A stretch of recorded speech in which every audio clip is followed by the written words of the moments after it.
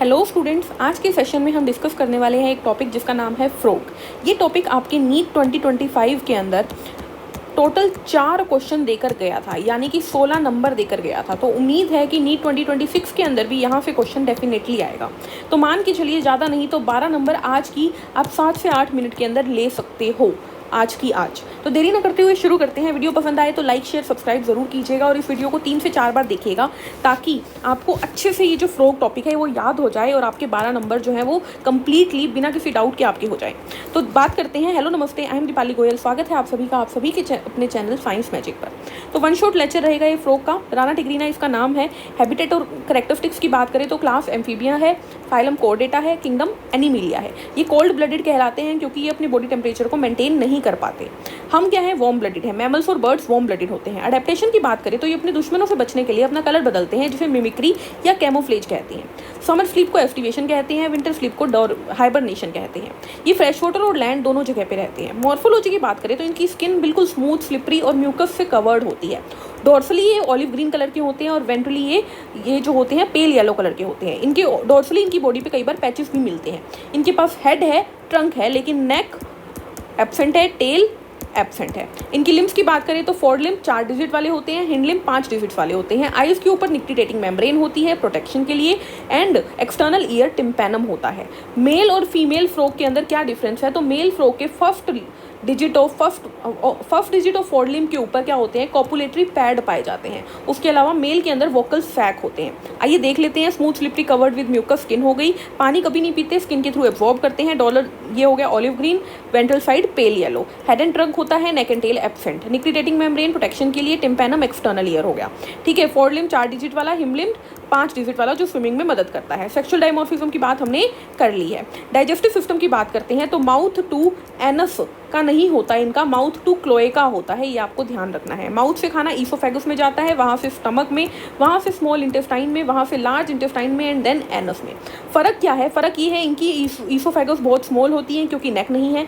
Small intestine इनकी एक तरीके से ड्यूडेनम है, सिर्फ और सिर्फ ड्यूडेनम, और लार्ज इंटेस्टाइन इनका रेक्टम है।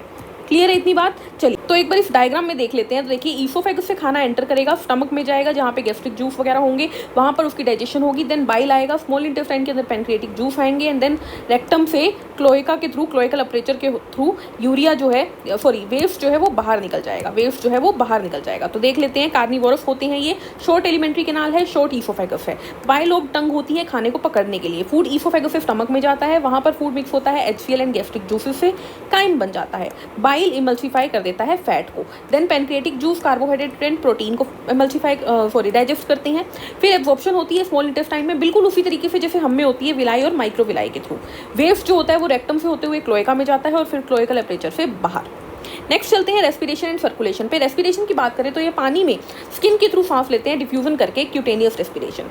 और जब ये हाइबरनेशन या एस्टिवेशन में होते हैं तब भी स्किन के थ्रू लेते हैं। लेकिन ऑन लैंड ये स्किन के थ्रू भी लेते हैं, लंग्स के थ्रू भी लेते हैं, पल्मोनरी एंड बक्कल कैविटी के थ्रू भी लेते हैं, बक्कोफेरेंजियल।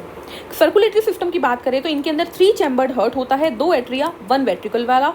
पेरिकार्डियम इनकी मेम्ब्रेन होती है हमारी तरह। इनके पास भी आरबीसी डब्ल्यूबीसी प्लेटलेट है, लेकिन इनकी आरबीसी न्यूक्लिएटेड होती है।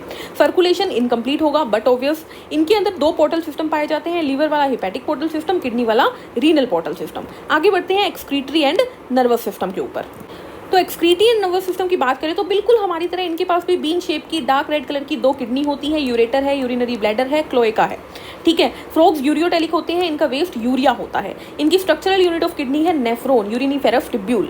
ठीक है। अब अगर इनके स्ट्रक्चर की बात कर ले तो फीमेल के अंदर क्या होता है, ये 2 किडनी है, किडनी से यूरेटर से यूरिन आता है, और ओवरी से ओविडक्ट से ओवा आता है। अलग अलग ओपनिंग है इनकी क्लोएका के अंदर। लेकिन मेल के अंदर क्या होता है, किडनी का यूरेटर और स्पर्म की ओपनिंग सेम ही होती है। बीच में बिडर कैनाल नाम का एक स्ट्रक्चर आता है जहाँ पर दोनों ही चीज़ें मौजूद होती है।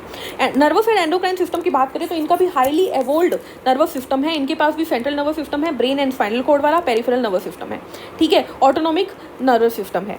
इसके बारे में याद रखना है कि इनके पास भी ब्रेन को कवर करता है क्रेनियम, स्पाइनल कॉर्ड को कवर करती है हमारी मेम्ब्रेन जो होती है, मेनिंजेस जो होती है। ठीक है। और उसके बाद फोरेनम मैग्नम नाम का स्पेस होता है जहाँ से ब्रेन से स्पाइनल कॉर्ड निकलती है, वो होल वाला एरिया।